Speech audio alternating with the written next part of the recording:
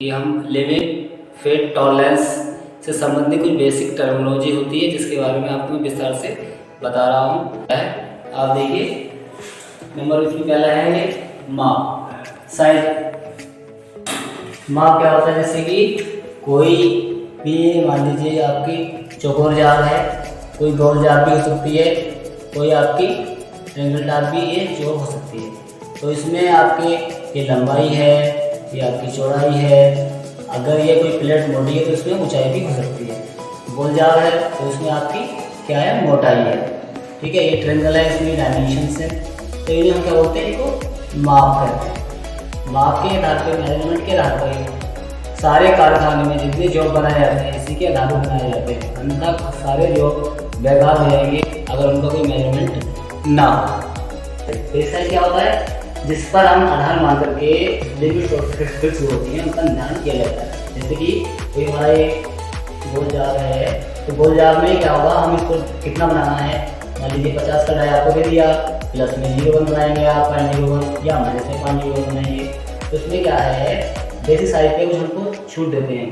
तो basic size क्या होता है, वह एक आधार होता है जिस पर सारी लिमिट्स का निर्धारण किया जाता है।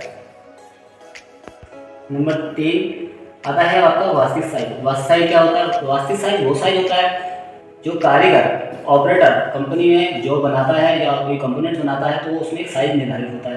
तो साइज हमने जो दिया है उस साइज के अकॉर्डिंग वो साइज नहीं बना पाता, उसके लिए बनाता है, उसके बीच में बनाता है, तो उसका वास्तविक साइज होता है। जैसे एक एग्जाम्पल से आप देखें, जार हमने जार दिया है, इसका बेसिक डाया जो है वो क्या था, एक इसका 50 बेसिक डाया। ठीक है, इस 50 बेसिक डाये पर टॉलरेंस जो है वो प्लस माइनस 0.002 दे, प्लस माइनस 0.02 दी हुई है, अर्थात 20 माइक्रोन प्लस में 20 माइक्रोन माइनस में। ठीक है, तो ये आपका जीरो लाइन है, ये बेसिक पॉइंट है। यहाँ पे एक जॉब है, जॉब का बेसिक साइज 50 है, जो प्लस में 20 माइक्रोन ऊपर ही बनाया गया और माइनस में 0.02 भी बनाया गया, अर्थात 20 माइक्रोन प्लस 20 माइक्रोन माइनस।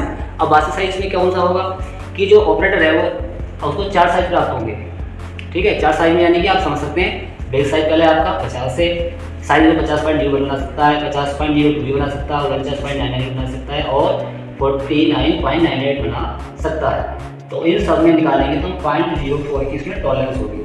ठीक है, मान लीजिए ऑपरेटर ने हमें साइज जो है क्या बना के दिया, उसने ये वाला बना के दिया, तो ये साइज जो है उसका वास्तविक साइज हो गया। क्योंकि कोई भी ऑपरेटर जो है वो विदिन प्रॉपर साइज में एकदम नहीं बनाएगा, और बनाएगा साइज के अंदर ही, बट जो साइज बना के आपको देगा वो उसका प्रॉपर साइज होगा, वो आपका उसका क्या होगा, वास्तविक साइज होगा। और ध्यान दें, वास्तविक साइज में इसका मतलब ये नहीं है कि एक साइज उसने 98 बना दिया, एक साइज उसने 50, ठीक है 50 से डाउन बना दिया, एक 50 में 50 बना दिया, 50 और यहाँ 98, तो ये वेरिएशन बहुत ज़्यादा हो गया है। सर जो भी बनाना है वो भी हमारे वास्तविक साइज की श्रेणी में नहीं आएगा।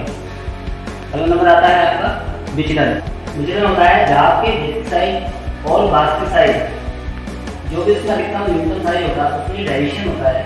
ठीक है, वो उसका विचलन कहलाता है, यानी उसका डेविएशन कहलाता है। बेसिक साइज और वास्तविक साइज, बेसिक साइज जो हमने यहाँ पे दिया ये इसका बेसिक साइज हो गया। आप बेसिक साइज में उसने क्या किया है कि उसने जावा में कितने साइज ही बनाया। जैसे कि आप समझ रहे हैं कि वास्तविक साइज क्या था, उसका 50 था। ये वास्तविक साइज जो क्या हुआ, वास्तविक साइज हुआ जो ऑपरेटर बनाया, यानी कि 49.98 बनाया। ठीक है, और बेस साइज उसका है 50, तो 50 और बीच में 50 और 49.8 के बीच में जो वेरिएशन है उसका डेविएशन है, वो बीच जो वेरिएशन है वेरिएशन उसकी डेविएशन कहलाती है। अगला नंबर आता है शून्य रेखा, अर्थात जिसको हम जीरो लाइन भी कह सकते हैं। जीरो लाइन वह लाइन होती है, वह आधार होता है, एक बेस होता है जिससे सारी छूट दी जाती है, अर्थात लिमिट और टॉलरेंस जो इसके ऊपर दी जाती है। जैसे कि आप इस पे जीरो लाइन दिखाई हुई है, ठीक है, इसी जीरो लाइन के ऊपर ये देखिए टॉलरेंस है, यहाँ पे जो के इसके बीच में लोअर डेविएशन है, यहाँ पे इसके बीच में ये अपर डेविएशन है, और ये जीरो लाइन है। तो जीरो लाइन के ऊपर नीचे जो छूटें दी जाती हैं वो आपकी ये जीरो लाइन कहलाती है। जीरो लाइन एक बेस होता है जिसके ऊपर नीचे हमें साइज को बनाने की, कंपोनेंट के साइज को डेवलप करने की, साइज को मेंटेन करने की हमें छूट दी जाती है, वो उसकी जीरो लाइन कहलाती है। अगला 6 नंबर है, अगला है 6 नंबर मौलिक विचलन।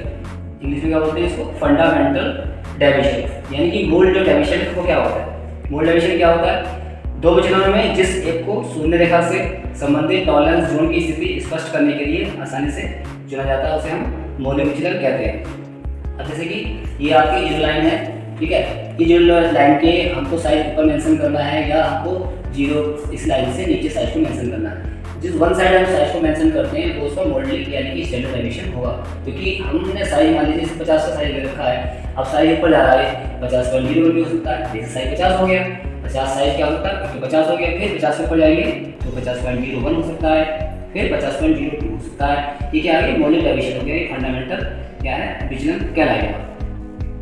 अगला नंबर आता है शाफ्ट। शाफ्ट क्या होती है, जैसे आप देखा होगा विभिन्न पार्ट्स में आपस में एक रॉड टाइप की फिट होती है, लेकिन ये जो है अलग अलग होती है, चौकोर भी होती है, रेक्टेंगल भी हो सकती है, गोल भी हो सकती है। जैसे कि आप समझ रहे हैं ये आपकी फोटो में दिखाऊंगा तो ये गोल भी दिखा सकते हैं, ये आपकी सेंटर लाइन डालेंगे तो गोल चीज है ये, और हमने ये इसको इस तरह बना दिया तो ये आपका रेक्टेंगल बना है, ठीक है। तो ये साइज की हो सकती है, चौकोर हो सकती है, और आपका ये खांचे टाइप में हो सकती है, इसके जो स्क्वायर ब्लॉक होते हैं उसमें कुछ टाइप की भी।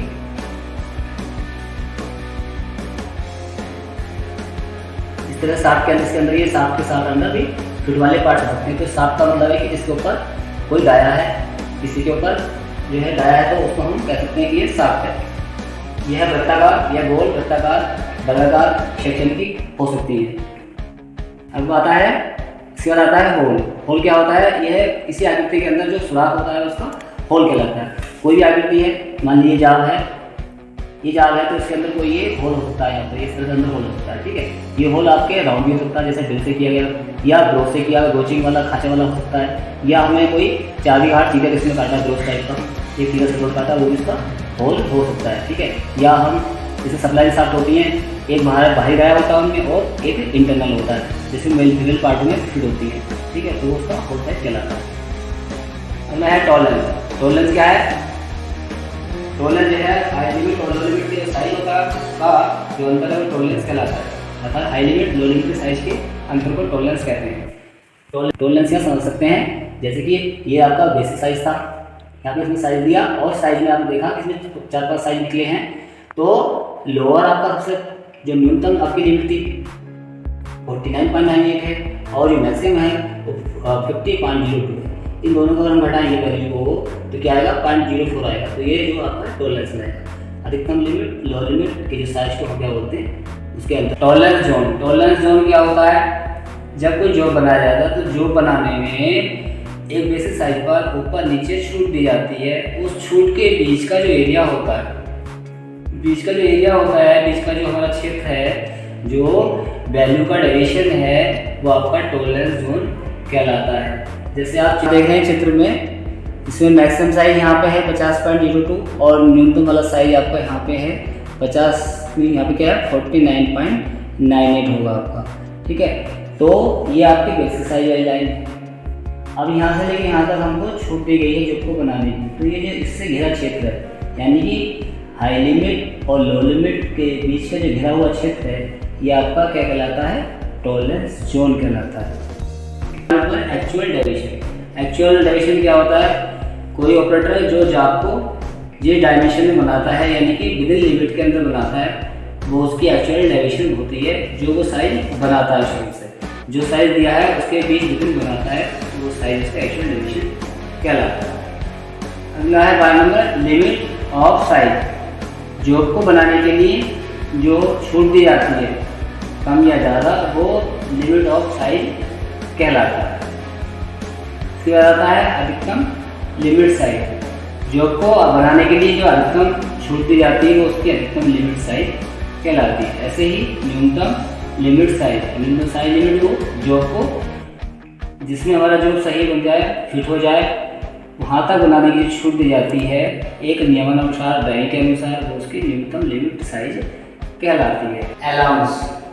अलाउंस क्या होता है, दो फिट होने वाले पार्ट, दो जो फिट होने वाले पार्ट्स होते हैं उनमें जो छूट जानबूझ के छूट रखी जाती है उनको हम अलाउंस कहते हैं। अलाउंस भी दो तरह का होता है, जैसे एक पॉजिटिव अलाउंस होता है, एक नेगेटिव अलाउंस होता है। जैसे एक उदाहरण समझ सकते हैं, जैसे हमारे पास ये मार्कर है, तो ये मार्कर है तो इसमें क्या है पॉजिटिव अलाउंस और नेगेटिव अलाउंस। दो फिट होने वाले पार्ट्स हैं, तो ये हमारा पार्ट मान लेंगे फिट कर दिया तो ये दो फिट हो गए, ठीक है। अब पॉजिटिव अलाउंस क्या हुआ, पॉजिटिव अलाउंस में दो पार्ट फिट हो गए और इसमें जो पार्ट्स आसानी से मान लीजिए होल साइज है ये आपका शार्प साइड है। तो ये क्या है, आसानी से घूम रहा है, आसानी से घूम रहा है। तो ये क्या पॉजिटिव एलाउंस, यानी कि इसमें दिया भी है शाफ्ट का व्यास होल से कम, यानी कि डाउन साइड होगा। ये आपका खुला साइड होगा, बोर का साइज खुला होगा तो दोनों आसानी से घूम जाएंगे, जैसे क्लियरेंस फिट होती है। ठीक है।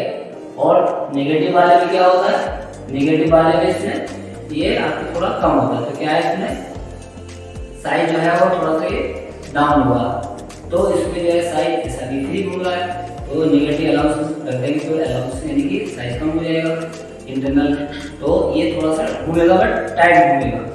तो इस अवस्था को बोलते हैं हम नेगेटिव अलाउंस। आपका इसमें माप था, लिफ्ट टॉलरेंस था, अलाउंस था। इसके बीच में चीज आती है, एक चीज किससे पैदा हुई, जाप। ये सब मिलकर क्या बनाती है, जाप बनाती है। जाप से सारी चीजें पैदा होती है, जैसे कि लिमिट है, फिट है, टॉलरेंस है, अलाउंस है। ये क्या किया हमने, एक जॉब पे उदाहरण। जॉब क्या होता है, जो वह होता है जिस पर विभिन्न प्रकार की संक्रियाएं की जाती हैं, अर्थात विभिन्न प्रकार के ऑपरेशन किए जाते हैं। जैसे कि मान लीजिए लैप मशीन है, तो वो आपका फेसिंग करती है, टर्निंग करती है, हेडिंग करती है, और बोरिंग वाला काम होता है। ऐसे मिलिंग है, तो मिलिंग में स्लॉट्स बनते हैं, ग्रूव्स बनते हैं, टी स्लॉट्स बनते हैं। तो क्या है, ये सारी चीजें क्या है, जॉब का निर्माण, अर्थात जॉब क्या होता है, जिसमें विभिन्न प्रकार की संक्रियाएं की जाती है, यानी ऑपरेशन किए जाते हैं। उन्हीं ऑपरेशन को करने के लिए जॉब के ऊपर हम क्या करते हैं, लिमिट फिट टॉलरेंस का क्या करते हैं, निर्धारण करते हैं। इंटरचेंजेबिलिटी क्या होती है कि ऑपरेटर विभिन्न कंपनियों में विभिन्न प्रकार के जॉब बनाते हैं, और जब हमारा कोई प्रोडक्शन होता है, प्रोडक्शन वर्क होता है, तो एक कंपनी बहुत सारे ऑपरेटर होते हैं, और जब कोई लोड्स आता है तो उसमें एक ही क्या होता है, एक ही मशीन के पुर्जे अलग अलग कारीगर बनाते हैं, बट उनको क्या करते हैं हम, लिमिट फिट टॉलरेंस करके तो सारे जॉब बनाते हैं। तो उनको बनाने में कोई दिक्कत नहीं होती, सब साइज मेंटेन होता है। तो अलग अलग कारीगर द्वारा जो को बनाया जाता है, तो उनको हम फिट करते हैं, उनको असेंबल करते हैं, वो आसानी से फिट होकर के या तो मशीन बनाते हैं, मशीन का निर्माण हो जाता है, या मशीन का निर्माण नहीं करते हैं तो कंपोनेंट्स, किसी का कंपोनेंट्स का मेटेरियल का निर्माण करते हैं, तो जो पुर्जे होते हैं आपस में फिट हो जाते हैं। ये फिट होने की प्रक्रिया होती है, फिट होने की प्रक्रिया होती है, ये हमारी क्या कहलाती है, इंटरचेंजेबिलिटी कहलाती है। इसका क्या फायदा होता है, इंटरचेंजेबिलिटी में क्या होता है, विभिन्न प्रकार की जितनी मशीन्स हैं, जितने हमारे वाहन चल रहे हैं, उनमें जो कंपोनेंट्स लगते हैं, वो आप किसी भी कंपनी का है, कोई प्रोडक्शन का बताएंगे, गाड़ी का नाम बताएंगे, तो आपको वो कंपोनेंट उठा के दे देगा। अगर वो खराब हो जाता है भविष्य में, तो वो आपका उसमें आसानी से फिट हो जाता है।